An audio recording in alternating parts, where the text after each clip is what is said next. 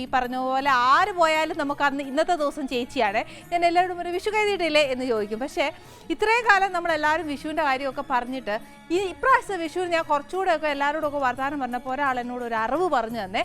അതിപ്പോൾ ഈ അറിവ് ഞാൻ മാത്രം പറഞ്ഞിട്ട് കാര്യമില്ലല്ലോ. ഈ വിഷു എന്ന വാക്കിന് ഒരർത്ഥം ഉണ്ട്. എന്താണെന്ന് വെച്ചാൽ അതിന് പറയുന്ന തുല്യം എന്നും കൂടെ ഒരർത്ഥമുണ്ട്.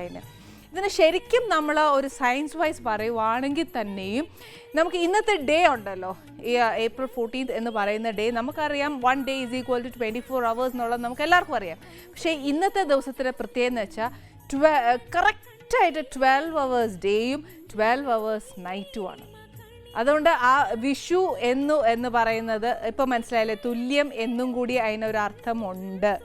അപ്പോൾ നമുക്ക് ഇന്നത്തെ എപ്പിസോഡ് തുടങ്ങുമ്പോൾ എല്ലാവർക്കും ആ ഒരു മനസ്സോടുകൂടി നമുക്ക് സന്തോഷത്തോടെ എന്താണ് നമ്മുടെ കണി ഒരുക്കിയ പോലെ സമൃദ്ധിയുടെയും കൂടെ ആയിക്കോട്ടെ ഈ മുഴുവൻ വർഷം. പിന്നെ ഇന്നത്തെ സ്പെഷ്യൽ എന്ന് പറയുമ്പോൾ എല്ലാവരും ഇന്ന് ഉച്ചയ്ക്ക് സദ്യയൊക്കെ ഉണ്ട്. എല്ലാവരുടെ വീട്ടിലും അടപ്പായസം, പാൽപ്പായസം, കടലപ്പായസം ഇതൊക്കെ തന്നെയല്ലേ ഉണ്ടാക്കിയേക്കുന്നത്. എന്നാൽ ഇപ്രാവശ്യം ഞാൻ ഉണ്ടാക്കാൻ പോകുന്ന ഒരു വ്യത്യാസപ്പെട്ട പായസമാണ്.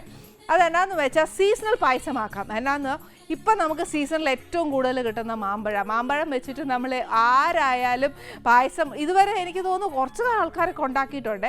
എന്നാൽ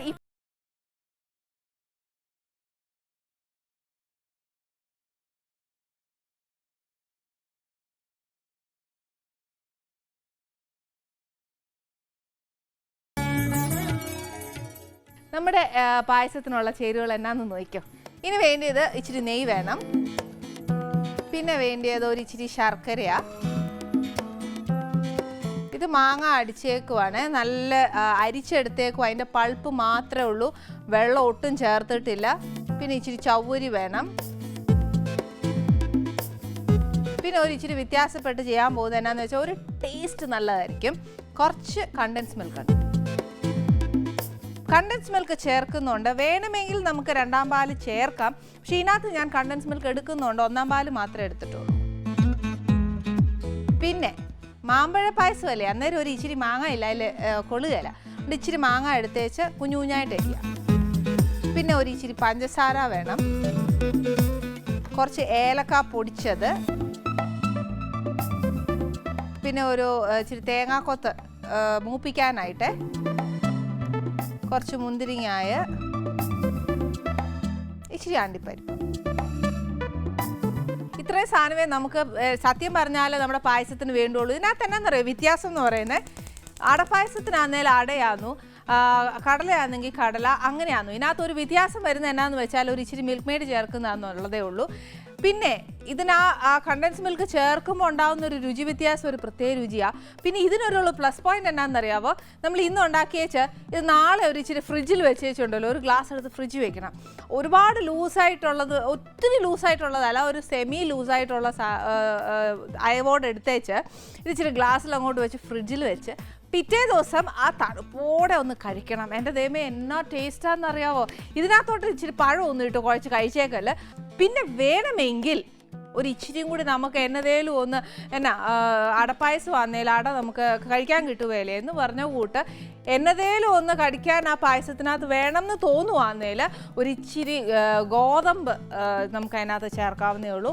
അത് ചേർത്ത് ശർക്കരയൊക്കെ വരട്ടുന്നതിൻ്റെ കൂട്ടത്തിൽ തന്നെ അതങ്ങ് വരട്ടി പിന്നെ മാമ്പഴം ഇതെല്ലാം ചേർത്തേച്ചാൽ മതി.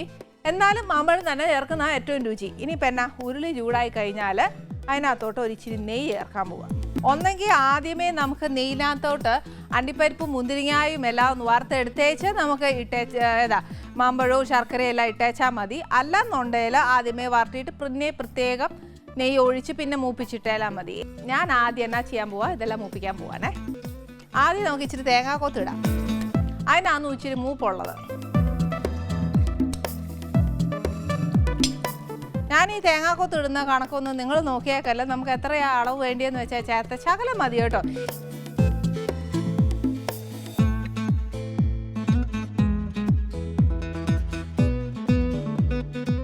ഇതൊരു ഇച്ചിരി ഏകദേശം മൂപ്പാവുമ്പോഴത്തേക്ക് തന്നെ നമുക്ക് അണ്ടിപ്പരിപ്പിടാം.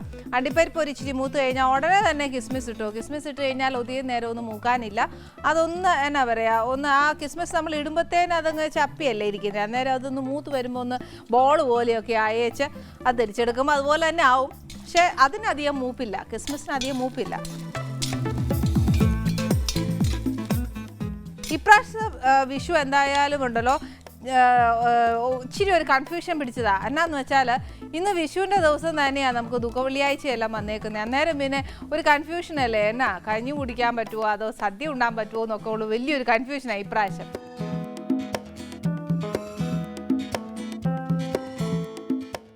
ഇതിനകത്തോട്ട് ഒരു ഇച്ചിരി മൂത്ത് കഴിഞ്ഞ് കഴിഞ്ഞാൽ അതിൻ്റെ ആ വെള്ളമൊക്കെ ഒന്ന് പോയി കഴിഞ്ഞ് കഴിഞ്ഞാൽ ഇതിനകത്തോട്ട് നമുക്ക് അണ്ടിപ്പരിപ്പിടാവേ. ഈ തേങ്ങ പിന്നെ ഈ മുറ്റിയ തേങ്ങ ഉള്ളതെന്ന് വെച്ചാൽ അത് തന്നെ ഇട്ടേച്ചാൽ മതി. പക്ഷേ ഇതിനായിട്ട് മൂപ്പിക്കാൻ എടുക്കുന്ന കുറച്ചൊരു ഇളവ് തേങ്ങയാന്നേൽ നല്ലതാന്നേ, അല്ലെങ്കിൽ ഉണ്ടല്ലോ ഒത്തിരി മുറ്റയുടെ ഇതാവും. ഇതിനകത്തോട്ട് ഞാൻ ഇച്ചിരി അണ്ടിപ്പരിപ്പിടുക.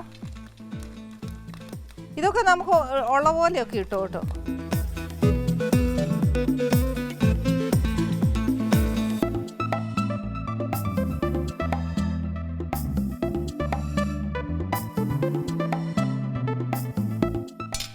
ഇനി ഇതിനകത്തോട്ട് എനിക്ക് അധികം മൂപ്പ് ഞാൻ എടുക്കുന്നില്ല.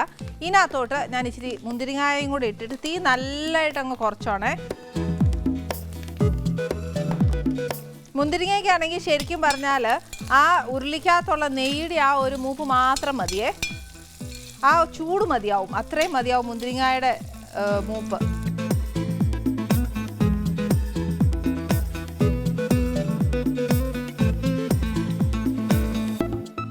വേണ്ട, ഞാൻ കോരുവാ.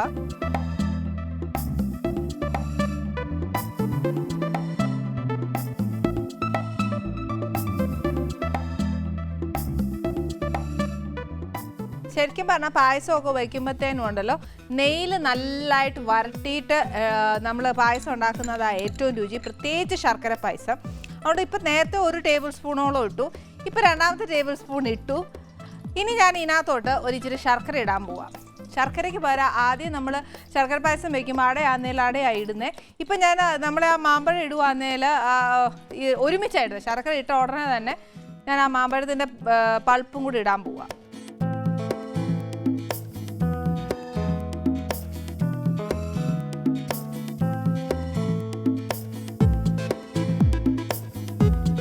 ഇതിൻ്റെ കൂട്ടത്തിൽ തന്നെ മാമ്പഴത്തിൻ്റെ.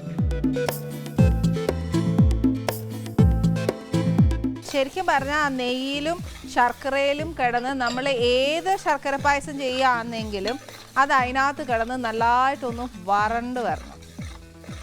ഇതിനകത്തോട് തന്നെ ഞാൻ എളുപ്പ വഴിക്ക് ഞാൻ ചെയ്യുന്നതാണേ. ഇത് പ്രത്യേകം വേവിച്ച് വയ്ക്കണമെന്നുണ്ടെങ്കിൽ ചവ്വരി പ്രത്യേകം വേവിച്ച് വയ്ക്കാം. അല്ലെന്നുണ്ടെങ്കിൽ ശർക്കരയൊക്കെ വരട്ടാൻ ഇടുകയല്ലേ, ആ കൂട്ടത്തിൽ കൂടെ തന്നെ നമ്മൾ ഒരു പിടിയോളം മതിയാവും ഇച്ചിരി ചവ്വരിയും കൂടെ അതിൻ്റെ കൂട്ടത്തിൽ ഇടുക. അന്നേച്ച് ഇനിയാന്നു ഇതിന് പണി വരുന്നത്. എന്നാന്ന് വെച്ചാൽ ഇതൊരു ചവ്വരി ഉണ്ടല്ലോ ഏകദേശം അതൊരു ട്രാൻസ്പെറൻ്റ് ആയിട്ട്, അതായത് ആ കണ്ണാടി പരുവം പോലെ വേവണം. വേവുന്നതാന്നു ഇതിൻ്റെ പരുവം.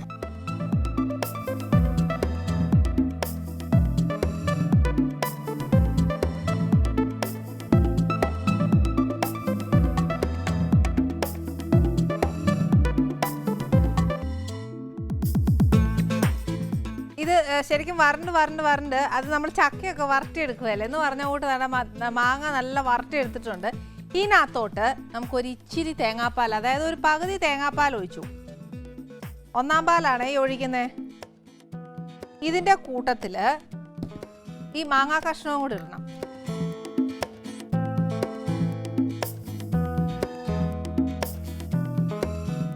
മാങ്ങയ്ക്ക് നല്ല മധുരമുണ്ട്, ശർക്കരയ്ക്ക് മധുരമുണ്ട്. എന്നാലും ഒരു ഇച്ചിരി പഞ്ചസാരയും കൂടി ഇട്ടാലുണ്ടല്ലോ പായസത്തിന് ഒരു ഇച്ചിരി രുചി കൂടുമെന്നാണ് പറയുന്നത്. അതുകൊണ്ട് ഞാൻ 1 ടേബിൾ സ്പൂൺ പഞ്ചസാര ഇടുക. അഥവാ ഇച്ചിരി പോരാന്നുണ്ടെങ്കിൽ നമുക്ക് ഇച്ചിരി ചേർത്തേച്ചാൽ മതി. പിന്നെ ആന്നേൽ ഇതിൻ്റെ കൂട്ടത്തിൽ തന്നെ ഞാൻ ഇച്ചിരി മിൽക്ക് മെയ്ഡും കൂടെ ചേർക്കുക. അപ്പോൾ കണ്ടൻസ് മിൽക്കിനും ആന്നേലും ഈ പറഞ്ഞ കൂട്ട ഒരു ഇച്ചിരി മധുരമുണ്ട്. അന്നേരം അതെല്ലാം കൂടെ കണക്കാക്കി വേണം മധുരം ചേർക്കാൻ, ശർക്കര ചേർക്കാൻ. കണ്ടൻസ് മിൽക്കിന് ഒരു പ്രത്യേക ടേസ്റ്റാണ്. അപ്പോൾ ശരിക്കും പറഞ്ഞാലുണ്ടല്ലോ പായസത്തിനൊക്കെ ചേരുവാന്നേൽ ഒരു ഇച്ചിരി രുചി കൂടത്തേ ഉള്ളൂ, എന്നാൽ രുചി കുറയുകയില്ല.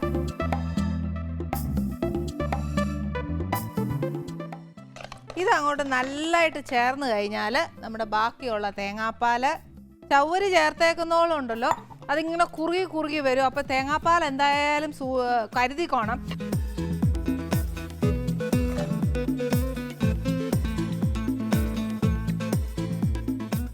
ഇനി എന്നാ ചെയ്യണം, ഇത് ഇളക്കിക്കൊണ്ടിരിക്കുന്ന സമയത്ത് തന്നെ നമുക്കൊരിച്ചിരി എന്നാ പറയുന്നത്, ഏലക്ക പൊടിച്ച് വെച്ചേക്കുമല്ലേ, അത് ഇച്ചിരി അങ്ങോട്ട് ചേർക്കണം.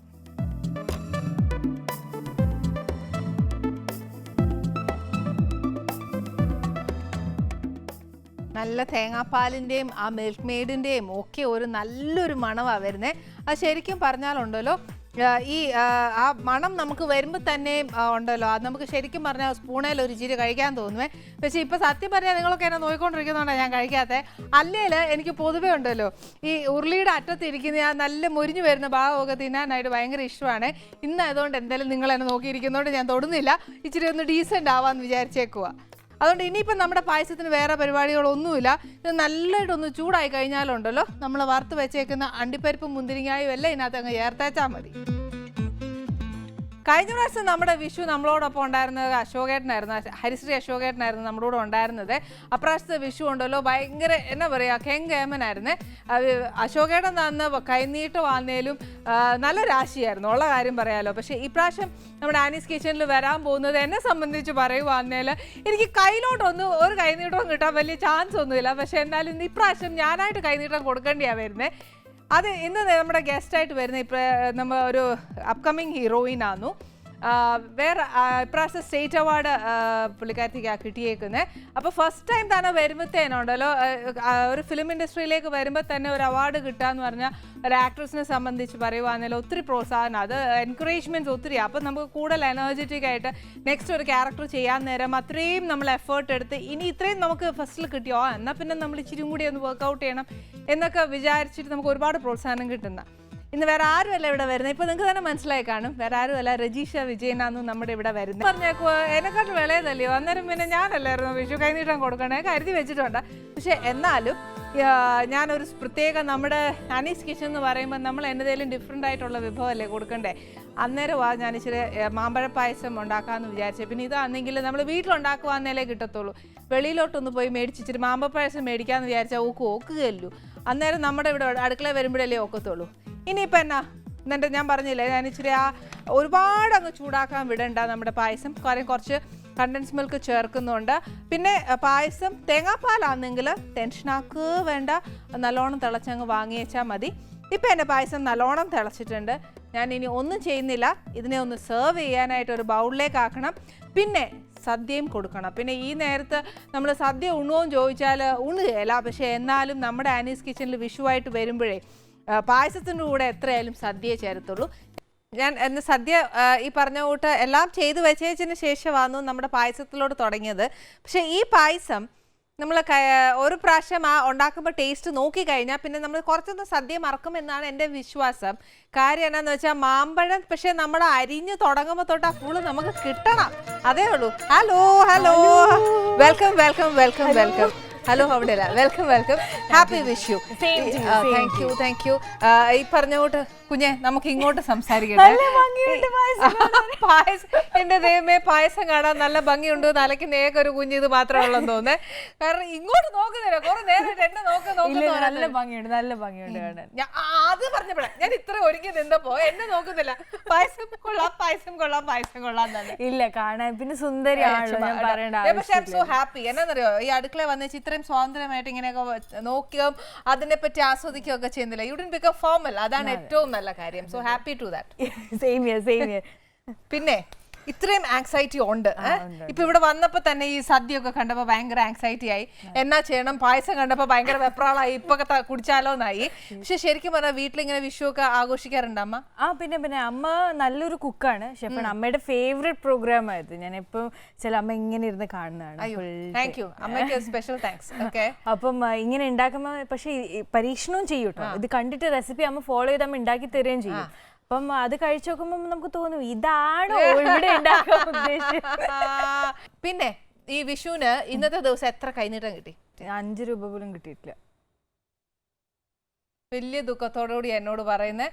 പക്ഷെ എന്നാലും എൻ്റെ അടുക്കളയിൽ വന്നേച്ച് അതും സ്പെഷ്യൽ ഗസ്റ്റാണ് ഇപ്രാവശ്യം അവാർഡൊക്കെ കിട്ടിയിട്ട് അതിൻ്റെ അത്രയും നമ്മളെ മലയാളികളെ ഒരു എന്നാ പറയുക പ്രൗഡ് ആക്കിയിട്ടുണ്ട്. പിന്നെ അന്നേരം നമ്മുടെ ആനീസ് കിച്ചൻ്റെ അടുക്കളയിലേക്ക് വരുമ്പം ഞാൻ എല്ലാ വീട്ടമ്മമാരുടെ പേരിലും ഞാനൊരു കൈനീട്ടം തരാം. ഓക്കെ, എൻ്റെ സ്വന്തം പേരിലും എൻ്റെ കുടുംബത്തിൻ്റെ പേരിലും. മൊത്തം പോയി അവിടെ പിന്നെ ചോദിക്കല്ലോ. ഞാൻ വിചാരിച്ചു പിന്നെ ഇപ്പൊ ഞാൻ കുഞ്ഞിന് തരാം എന്ന് പറഞ്ഞിട്ട് കരുതി വെച്ചേക്കുമായിരുന്നേ. ഈ കൊല്ലം നല്ല ഐശ്വര്യവും സമൃദ്ധിയും ഉള്ളൊരു വർഷമായി മാറി.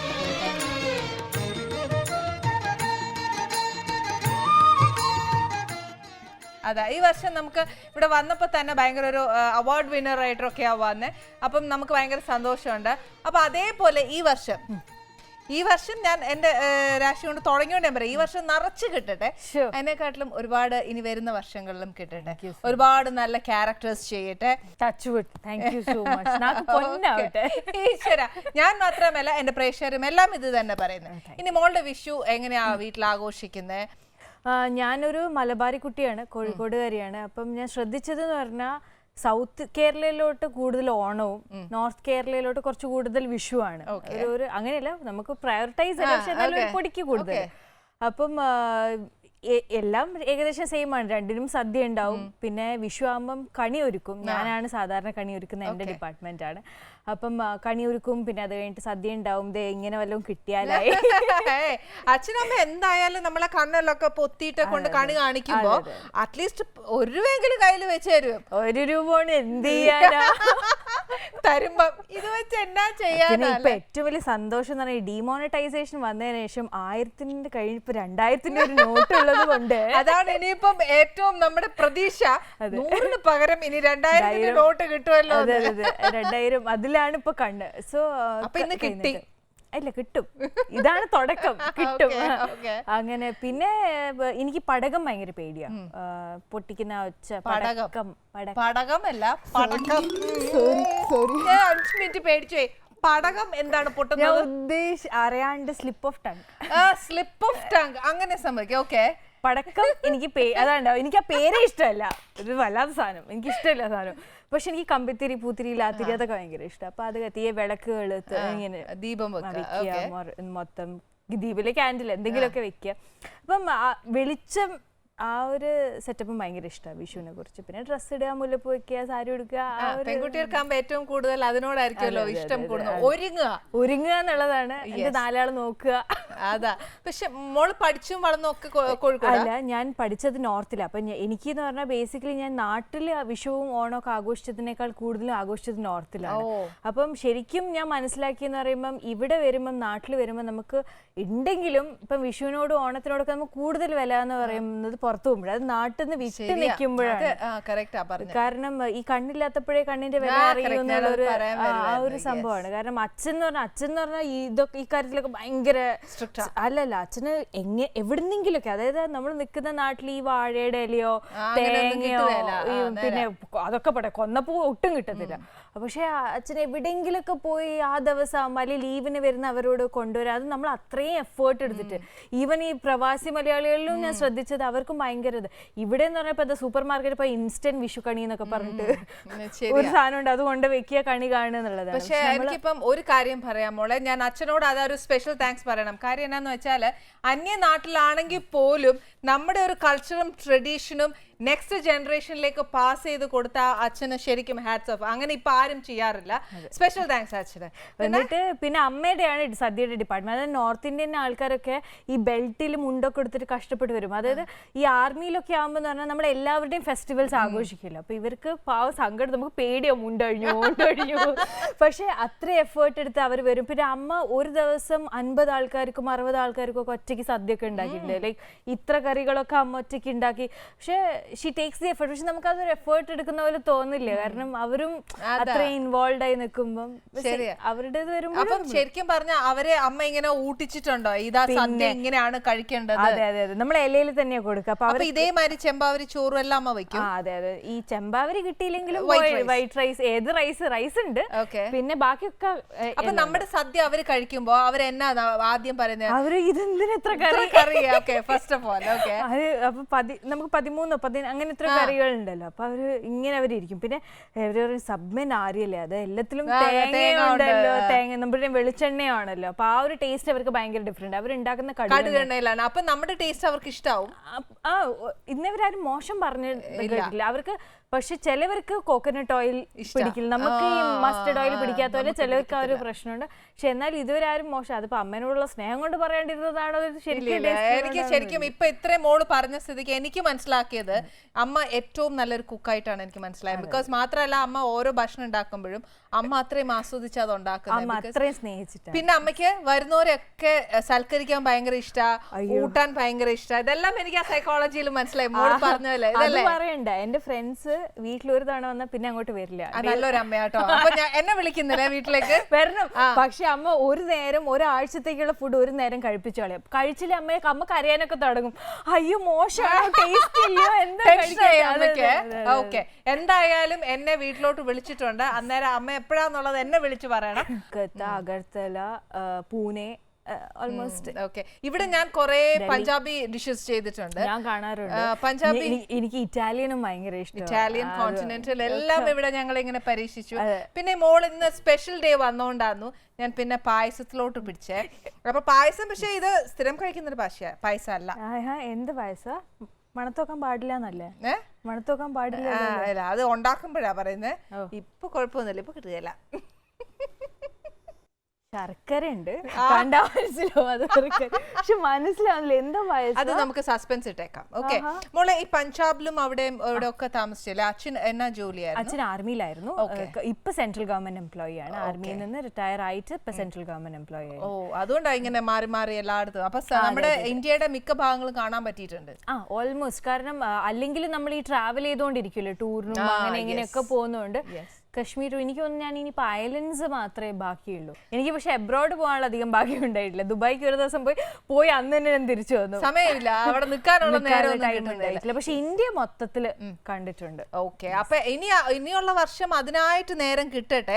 അങ്ങോട്ടൊക്കെ പോയി കഴിയുമ്പോൾ ചിലപ്പോൾ എന്റെ കൂടെ ഇരുന്ന് എനിക്ക് വർത്താനം പറയാൻ നേരം കിട്ടുകയില്ല. അപ്പൊ ഒരു കാര്യം ചെയ്യണം, നമുക്ക് ഇച്ചിരി നേരം അവിടെ ഇരിക്കാം. ഭാവിയിൽ ഞാൻ വിളിക്കുമ്പോൾ ചേച്ചി എനിക്ക് ഇപ്പൊ സമയമില്ല, ഞാൻ നെക്സ്റ്റ് ടൈം വരാം, ഇപ്പൊ ഇരിക്കാൻ പോലും എനിക്ക് സമയമില്ല എന്ന് പറയും. അങ്ങനെയൊന്നും ഞാൻ പറയൂല. ഇപ്പൊ സമയമുണ്ടല്ലോ.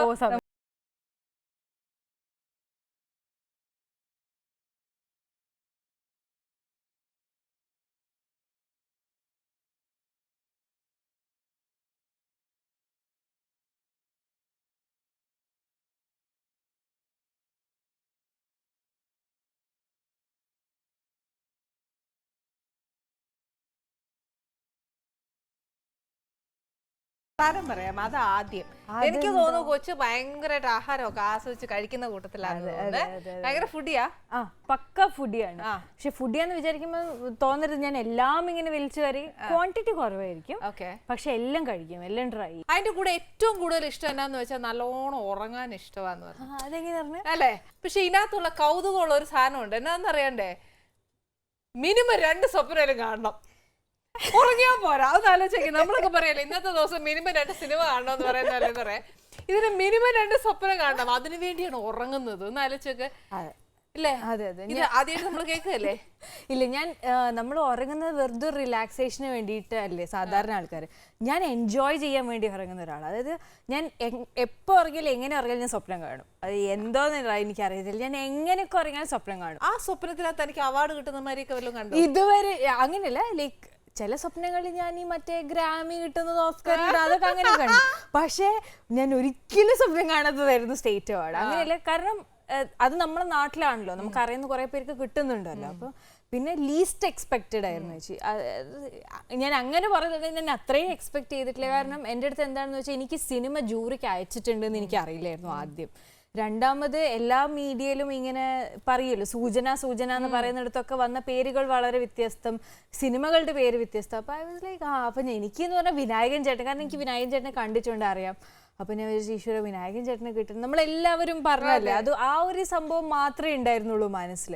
അപ്പം ഡിക്ലെയർ ചെയ്യുന്നതിൻ്റെ ഒരു 2.5 hours മുമ്പ് എന്നെ ഒരു ചാനൽ, ഒരു ന്യൂസ് ചാനൽ വിളിച്ചിട്ട് പറഞ്ഞു രജിഷ ഫൈനൽ ലിസ്റ്റിൽ പേരുണ്ടെന്ന് വെച്ചു.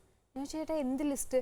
അപ്പൊ പറഞ്ഞു സ്റ്റേറ്റ് അവാർഡിന്റെ. ഞാൻ പറഞ്ഞു പോയിട്ട് ആരയച്ചു? അപ്പൊ അവർക്കിനൊരു സംശയം മാറിപ്പോയോ, ആരയച്ചു എന്ന് വെച്ചാൽ മോളെ പ്രൊഡ്യൂസേഴ്സ് അയച്ചിട്ടുണ്ടോ? ഞാൻ പറഞ്ഞു എനിക്കറിയില്ലടാ. അപ്പൊ അവര് പറഞ്ഞു ചാനൽ. ഞാൻ പറഞ്ഞു അപ്പോഴും ഒന്നും I'm not ready to believe എന്നുള്ളതാണ്.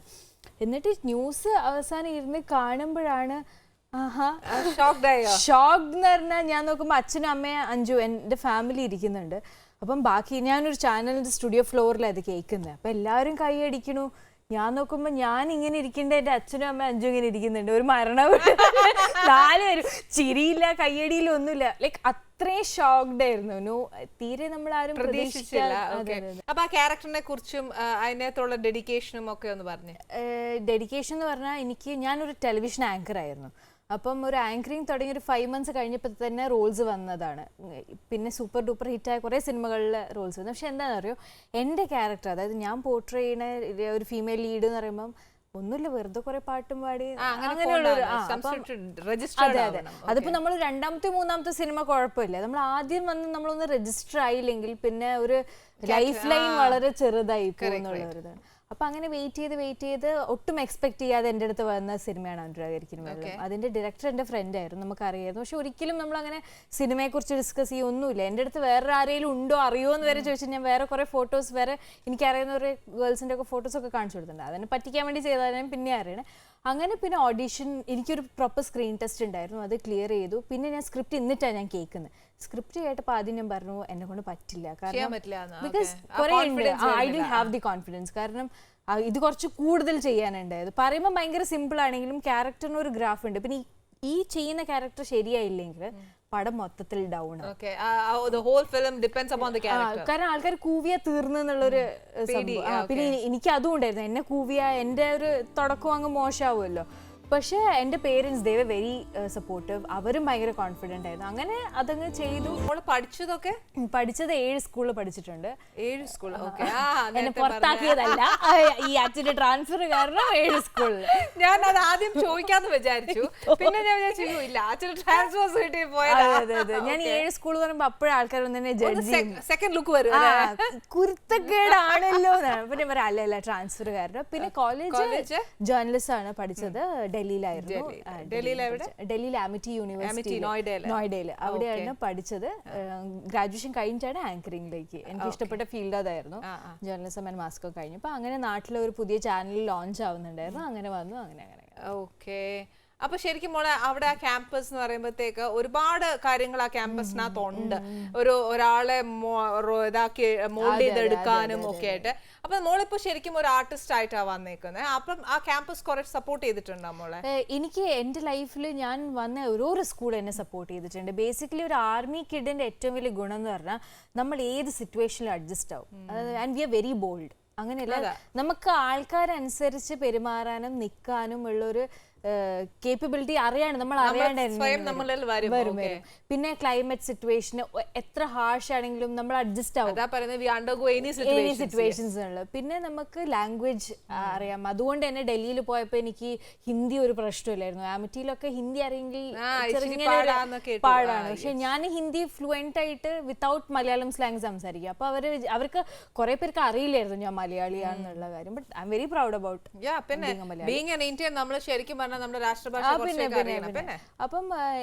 അപ്പം ഏറ്റവും വലിയ ഗുണം എന്ന് പറഞ്ഞാൽ എനിക്ക് മലയാളം ഞാൻ സ്കൂളിൽ പഠിച്ചിട്ടില്ല, 1 വർഷമോ 2 വർഷമോ പഠിച്ചിട്ടുള്ളൂ. പക്ഷെ വീട്ടിൽ നിർബന്ധമായിരുന്നു, വീട്ടിൽ എന്തൊക്കെ സംഭവിച്ചാലും മലയാളം സംസാരിക്കാൻ പാടുള്ളൂ. അമ്മയാണ് എനിക്ക് ശരിക്കും എഴുതി പഠിപ്പിച്ചത്. എനിക്ക് എഴുതാനും വായിക്കാനൊക്കെ മലയാളത്തിന്റെ ഗുരു അമ്മയാണ്. പിന്നെ പാട്ട്, സമൂഹ ഗാനം എത്ര വേണേലും പാടും, പക്ഷെ ഒറ്റയ്ക്ക് പാടില്ല. എല്ലാ എന്റെ വീട്ടിൽ സർട്ടിഫിക്കറ്റ്സ് എടുത്ത് കാണാം, എല്ലാത്തിലും ഉണ്ടോ ഗ്രൂപ്പ് സോങ് സോളോ പോലും ഭയങ്കര മോശം. അതായത് എനിക്ക് ബേസിക്കലി ശ്രുതി എന്താണ്, ലയം, താളം, പിച്ച്, ഈ വാക്കുകളൊന്നും ഒന്നും അറിയത്തില്ല. പക്ഷെ കൂടെ പാടുന്നവരുടെ കൂടെ ആ ഫ്ലോ, ശരിക്കും പാട്ടിനകത്ത് ഇതൊക്കെ ഉണ്ടോ എന്ന് ചോദിച്ചാൽ പോലും നമുക്കറിയാമല്ല. പണ്ട് ഈ സൂപ്പർ സ്റ്റാറും സിംഗറും അങ്ങനത്തെ കുറെ റിയാലിറ്റി ഷോ ഉണ്ടായിരുന്നില്ല. അപ്പൊ ശരത് സാറും ചിത്ര ചേച്ചിയൊക്കെ ഇരുന്നിട്ട് ഇങ്ങനെ പറയുമല്ലോ മോളെ സംഗതി, ഞാൻ വിചാരിക്കും എന്താ സാധനം.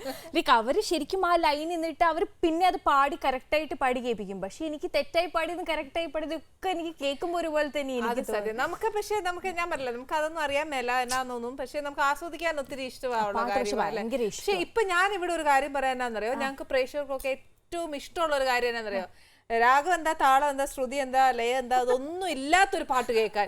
ഇതുവരെ ഞങ്ങൾ അതൊക്കെ ഉള്ള പാട്ടാ കേട്ടേക്കുന്നത്. പക്ഷെ ഇതൊന്നും ഇല്ലാത്തൊരു പാട്ട് ഞങ്ങൾ കേട്ടില്ല. പക്ഷെ ഇപ്പൊ പാടണ്ട, ഞാൻ കുറച്ച് കാര്യങ്ങൾ കൂടി ചോദിച്ചിട്ട് എനിക്ക് പാടി തന്നാൽ മതി. ഞാൻ പറയുന്നത് വിഷു അല്ലേ, നല്ലൊരു ദിവസമല്ലേ, അതിങ്ങനെ നമ്മൾ എല്ലാവരും ഞങ്ങൾ വിചാരിച്ചു ഞങ്ങളുടെ വിഷു താൻ എങ്ങനെ സന്തോഷം സമൃദ്ധിയായിട്ടൊക്കെ ഞങ്ങൾക്ക് ആക്കി തരും. മൊത്തം ഞാൻ കുടിച്ചു തരാം. അതാണെങ്കിൽ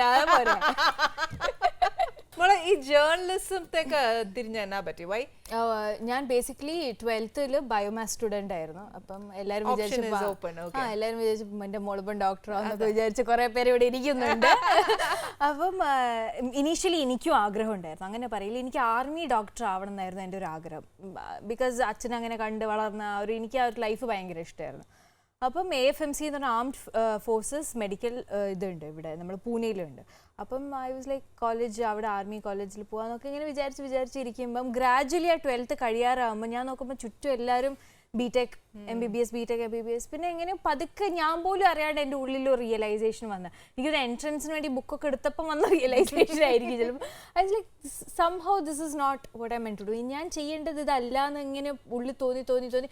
അപ്പം പതുക്കെ ഞാൻ അതിന്ന് ഇങ്ങനെ മാറി ഡീവിയേറ്റ് ആവാൻ തുടങ്ങി. മോളെ ഈ ജേർണലിസം എടുത്തിട്ട് കോഴ്സ് എല്ലാം കഴിഞ്ഞിട്ട് നമ്മളിപ്പം ഫിലിമിൽ അഭിനയിക്കണം, നെക്സ്റ്റ് ഇത് കഴിഞ്ഞ ഉടനെ ഞാൻ സിനിമയിൽ അഭിനയിക്കാം എന്ന് നമ്മൾ ചിന്തിക്കുവാന്നോ, അതോ ഇത് കഴിഞ്ഞിട്ട് okay I want to work as a freelancer or under some firm അങ്ങനെ വിചാരിച്ചു? ഞാൻ ഒരിക്കലും ഒരു സിനിമ എന്നും ഞാൻ പറയും എല്ലാ മലയാളികളുടെ ഉള്ളിൽ എവിടെയോ ഇരിക്കുന്ന ഒരു ആഗ്രഹമാണ് സിനിമ. അത് എൻ്റെ അടുത്തും ഉണ്ടായിട്ടുണ്ട്. ഞാൻ ചെറുപ്പത്തിൽ ഞാനും കുറെ സിനിമയൊക്കെ കണ്ടിട്ട് അതുപോലെ ഞാനും കുറെ സത്യം പറയാ ആ ചെക്കനാവുന്ന ഇതില്ലേ, ഞാനിട്ട് അച്ഛൻ്റെ ലുങ്കി കൊടുത്തിട്ട് ഞാൻ ശരിക്കും അത് ഞാൻ ചെയ്തിട്ടുണ്ട്. സോ ചിലപ്പോൾ നമ്മൾ ശോഭന ചേച്ചിയുടെ ഒരു ചേച്ചിയുടെ ഒക്കെ പടം കാണുമ്പോൾ you would feel to you know നമുക്ക് ചെയ്യാൻ പറ്റും ആ ചെറുപ്പത്തിൽ. പക്ഷെ ഒരിക്കലും സിനിമ ഭ്രാന്ത് പിടിച്ചിട്ട് ഞാൻ നടന്നിട്ടില്ല. അത് എങ്ങനെയും ഒരു സിനിമ, എങ്ങനെയും ഒരു റോള് അങ്ങനെയല്ല. എനിക്ക് I was always career is first. അപ്പോൾ കരിയർ എന്ന് പറയുമ്പോൾ ഞാൻ കണ്ടത് എന്താ, ജേർണലിസ്റ്റ് ആവുക. അപ്പം ഒരു നാഷണൽ ടെലിവിഷൻ ന്യൂസ് ചാനലിൽ എനിക്ക് റിപ്പോർട്ടറായിട്ട് കിട്ടിയ സമയത്താണ് ഞാൻ മനസ്സിലാക്കിയത് I'm not qualified to be a proper journalist. കാരണം എന്താ വെച്ചാൽ ചേച്ചി ഞാൻ ഭയങ്കര ഒപ്പീനിയേറ്റഡ് ആയിട്ടുള്ള ഒരു പേഴ്സൺ, എനിക്ക് എല്ലാത്തിനെ കുറിച്ചൊരു ഒപ്പീനിയൻ ഉണ്ട്. പക്ഷെ ഒരു ജേർണലിസ്റ്റിന് അത് ഉണ്ടാവാൻ പാടില്ല, എൻ്റെ തന്നെ അത് പറയാൻ പാടില്ല. അതാണ് അൺബയസ്ഡ് ആയിട്ട് റിപ്പോർട്ട് ചെയ്യണം. ആ ഒരു ക്വാളിറ്റി എനിക്കില്ല. എനിക്കൊരു തെറ്റ് കണ്ട എൻ്റെ വായിന്നത് തെറ്റാന്നുള്ള രീതിയിൽ തന്നെ റിപ്പോർട്ട് വന്നു എന്ന് മനസ്സിലായപ്പോൾ I thought this is not my field. അങ്ങനെയാണ് ആങ്കറിംഗിലേക്ക് വന്നത്. ഓക്കെ, ഇപ്പൊ മോള് ചെയ്ത ക്യാരക്ടർ എന്ന് പറയുന്നത് I think it was Elizabeth. അതെ, എലി അതാണ് എലിസബത്തിനെ എലിന്നാക്കിയ ആ ക്യാരക്ടറിൽ. അപ്പം ആ ക്യാരക്ടറിനെ കുറിച്ചും എനിക്ക് ഒത്തിരി ഇഷ്ടമായി. ബിക്കോസ് ഒത്തിരി ഇൻവോൾവ് ആയിട്ടാണ് രജീഷ് അത് ചെയ്തത്. അത് അതിനുള്ളൊരു ആ ക്യാരക്ടറിനോട് അത്രയും ഇൻവോൾവ്മെന്റ്, അതോ ബേസിക് ക്യാരക്ടർ വാസ് അങ്ങനെയാണോ? ഇല്ല, ഒരുപാട് നന്മയുള്ള ഒരു ക്യാരക്ടറാണ് എലി. എനിക്ക് തോന്നുന്നു എനിക്ക് പോലും അത്ര ഒരു നന്മയില്ല. അതായത് ഒരാൾ നമ്മളെ തേച്ചൊട്ടിച്ച് വേണ്ട പോ എന്ന് പറഞ്ഞിട്ട് പോലും സെൽഫ് റെസ്പെക്റ്റ് വിട്ട് അയാളുടെ പുറകെ പോവുക, ലീവിങ് ദാറ്റ് അയാളുടെ ഫാമിലിക്ക് വേണ്ടി ഔട്ട് ഓഫ് ദ വേ പോയി ഹെൽപ്പ് ചെയ്യുക. എന്നെ കൊണ്ട് ഞാനൊരാൾ വേണമെന്ന് പറഞ്ഞാൽ പോടുന്നത് അറിയും.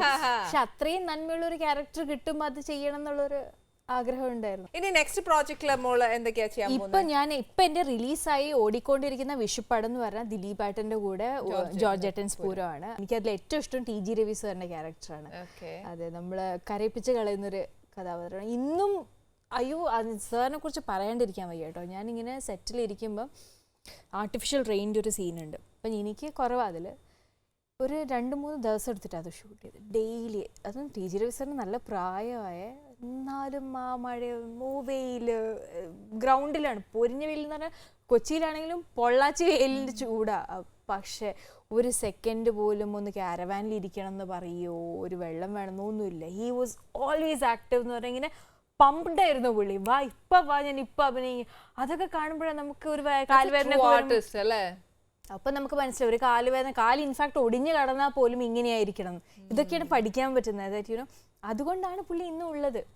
ഇന്നും പുള്ളിക്കാരൻ അഭിനയിക്കാൻ പറ്റുന്നത് കൊണ്ട് ആ ഒരു വിൽ പവർ ഉള്ളത് കൊണ്ടാണ്. സെൽഫി എടുക്കാൻ തീരെ താല്പര്യമില്ലെന്ന് ഞാൻ വായിച്ചിട്ടുണ്ട്.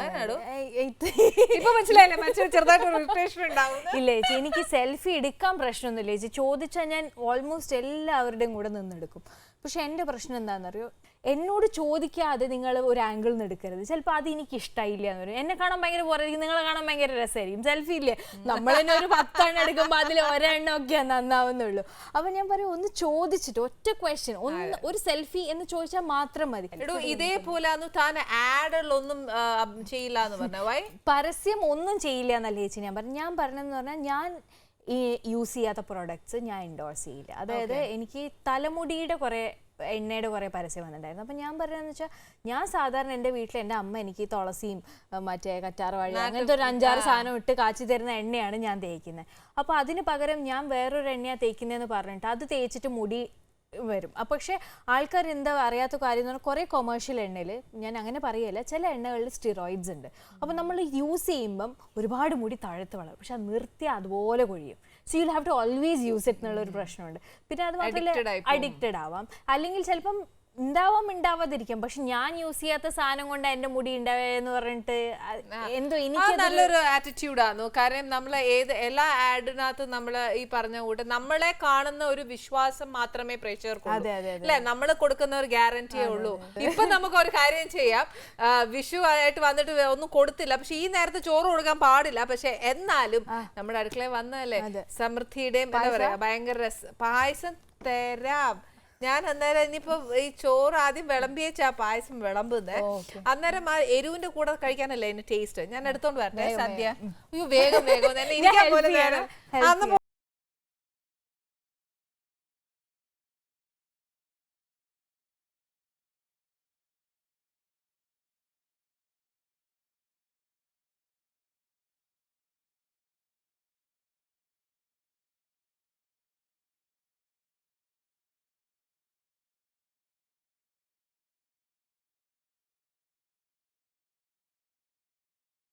യു എ ഹിയറിംഗ് ഒരു ഫ്ലോറിൽ ഇരുന്നപ്പോഴല്ലേ കേട്ടോന്ന് പറഞ്ഞേ.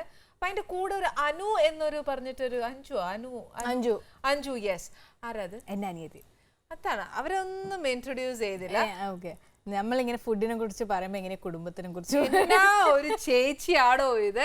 നമ്മളിങ്ങനെ ഫുഡിന്റെ കുടുംബത്തെ പറ്റി ആരാ ഇപ്പൊ പറയുന്നത് എന്ന് പറഞ്ഞാൽ ഞങ്ങളൊന്ന് കേൾക്കട്ടോ. ഓക്കെ, അച്ഛൻ വിജയൻ, അമ്മ ഷീല, രണ്ടുപേരെ കുറിച്ച് വാതുരതനം പറയാം. ഇനി ഒരാളുണ്ട്, ഞാൻ പറയുന്നത് ദത്തെടുത്താന്നൊക്കെയാ, പക്ഷെ അമ്മയച്ഛനും പറഞ്ഞ ഒറിജിനലാ. എല്ലാ കുടുംബത്തിലുള്ള കാര്യമാണ്. എനിക്കൊരു അനിയത്തിയേ ഉള്ളൂ. അനിയത്തിയുടെ പേര് അഞ്ജുഷ. നമ്മൾ അഞ്ജു എന്ന് വിളിക്കും, ചിപ്പി എന്ന് വിളിക്കും, ഞാൻ ചപ്പത്തുണി എന്നൊക്കെ വിളിക്കും, അത് വേറെ കാര്യം. പക്ഷെ പുള്ളിക്കാരി BSc ഫസ്റ്റ് ഇയർ ആണ്. പുള്ളിക്കാരത്തേക്ക് ഇങ്ങനെ ഫിലിം ഓഫേഴ്സ് അങ്ങനെ ഒന്നും ഇല്ല. പഠിത്തം വരയ്ക്കും, ലെഫ്റ്റ് ഹാൻഡഡ് ആണ്, ലെഫ്റ്റ് ആണ്. അപ്പം വരയ്ക്കും, പഠിക്കും, പാട്ട് പാടും. ഇപ്പം എവിടെയാ പഠിക്കുന്നത്? ഇപ്പം MG യൂണിവേഴ്സിറ്റിയുടെ അണ്ടറിൽ സെന്റ് ആൽബർട്ട്സ് കോളേജിൽ BSc botany first year. Botany. Okay. അപ്പം ഇനി വേറെ ഗ്രാൻഡ് പാരന്റ്സ് ഒക്കെ എവിടെയാ? സെറ്റിൽ ആയിട്ടില്ല. ബേസിക്കലി എറണാകുളത്ത് ഇപ്പൊ താമസിക്കുന്നതെന്ന് പറഞ്ഞാൽ ഇതെന്താ സാമ്പാർ. Thank you. ഞാൻ എങ്ങനെ സംസാരിക്കും? ഈ കുഞ്ഞിന്റെ മുമ്പിൽ ആഹാരം വെച്ചിട്ട് ഇനി വർത്താനം പറയാൻ പറഞ്ഞ എങ്ങനെ സത്യമാട്ടോ ഈ പറയുന്നേ? ഓക്കെ. ഹലോ, അപ്പം ഞാൻ പറഞ്ഞു വന്നത്, നമ്മൾ എറണാകുളത്ത് സ്ഥിരതാമസാക്കിയിട്ടില്ല. അച്ഛൻ അവിടെ വർക്ക് ചെയ്യുന്നതുകൊണ്ട് നമ്മളിപ്പോൾ അവിടെ ക്വാർട്ടേഴ്സിൽ താമസിക്കുന്നേ ഉള്ളൂ. ശരിക്കും നാട് കോഴിക്കോട്, ഇടയ്ക്കിടയ്ക്ക് പോയി വരും. ഗ്രാൻഡ് പേരൻസ് ഇപ്പോൾ കോഴിക്കോടാണ് ഉള്ളത്. ഒരു നമ്മൾ കൂടിയായിരുന്നു ഇടയ്ക്ക്. മോളെ ഇപ്പൊ ഫുഡിയാന്ന് പറഞ്ഞു, ഇപ്പൊ നല്ല എല്ലാ ഫുഡ്സും കഴിക്കും. ഇപ്പൊ ഒരു സെലിബ്രിറ്റി ആണോ, ഹീറോയിൻ ആണോ, പക്ഷെ അത് കുറച്ച് ഹെൽത്ത് കോൺഷ്യസ് ആയിട്ട് ഞാൻ അത് കഴിക്കാൻ പാടില്ല, ഉരുള വായിലിടും പോകുമ്പോ തന്നെ പറയേണ്ട കാര്യം അങ്ങനെ തിങ്ക് ചെയ്യാറുണ്ടോ? എന്നതേ ഞാൻ കഴിക്കുള്ളൂ, ഇല്ല അത് ഞാൻ കഴിച്ചാൽ ഞാൻ വണ്ണം വെക്കും, എന്നാ എനിക്ക് ഫിലിമിൽ ചെയ്യാൻ പറ്റില്ല, ഈ ബോഡി ഞാൻ ഇങ്ങനെ മെയിൻറ്റെയിൻ ചെയ്യണം എന്നൊക്കെ തിങ്ക് ചെയ്തിട്ട് ഫുഡ് കഴിക്കുമോ?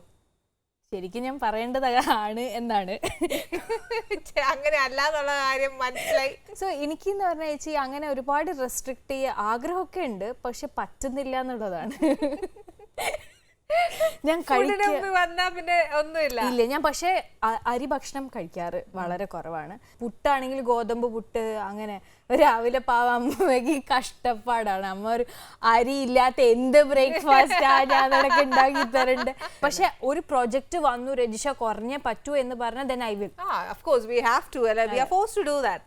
നമ്മളൊരു നല്ല ക്യാരക്ടർ അല്ല, നിങ്ങൾ വിചാരിക്കരുത് ഞാൻ മെലിയാൻ റെഡി അല്ലാത്തൊരു കുട്ടിയാന്ന് നിങ്ങൾ വിചാരിക്കരുത്. ഞാൻ മെലിയണം പറഞ്ഞാൽ മെലിയും. പക്ഷെ പിന്നെ that is a true dedication towards the work. ഇനി എന്താ ചെയ്യാൻ പറയാ, ഞാൻ ഇച്ചിരി പായസം തരട്ടെ. ആ പായസത്തിന്റെ ടേസ്റ്റ് അറിയണ്ടേ? പക്ഷേ അത് ഞാൻ തരും. എനിക്ക് ഒരൊറ്റ കണ്ടീഷൻ സമ്മതിച്ചതാണ്.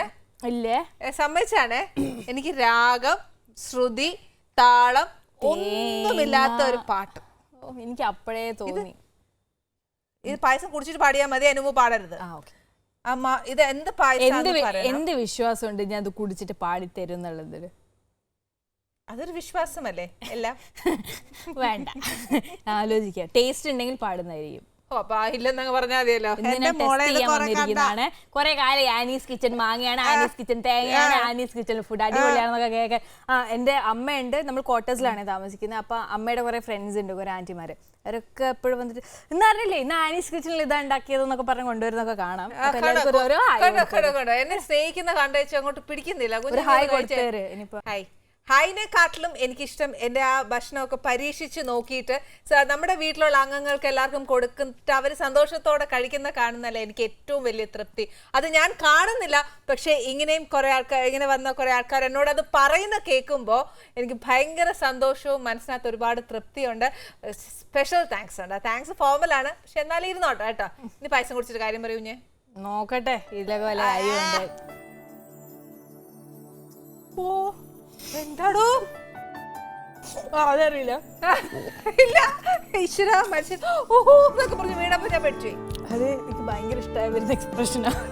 ഇഷ്ടം വരുന്ന എക്സ്പ്രഷൻ ഇങ്ങനെയാണോ? Okay okay. ഓ ഭയങ്കര ടേസ്റ്റ്. ഇത് എന്ത് പായസ? ഓ ഇത് ഭയങ്കര ടേസ്റ്റ്. എന്തെങ്കിലും ഒരു